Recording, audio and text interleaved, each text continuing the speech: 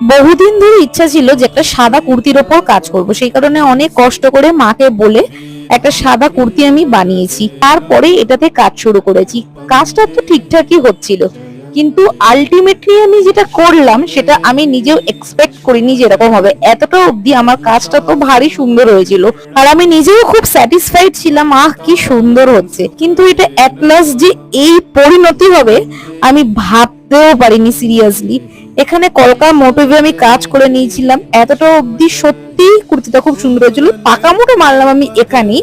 আমি একটা ব্লক নিয়ে এসেছিলাম কিনে, যে এটা দিয়ে আমি ছাপ দেব, কিন্তু এটা যখন আমি ছাপ দিলাম ঠিক এই জিনিসটা পড়লো। লাস্টে আমি কি করব বুঝে পাচ্ছিলাম না। জাস্ট মেসটা দেখো তোমরা কি হয়েছে, আমি প্রায় কেঁদে ফেলেছিলাম।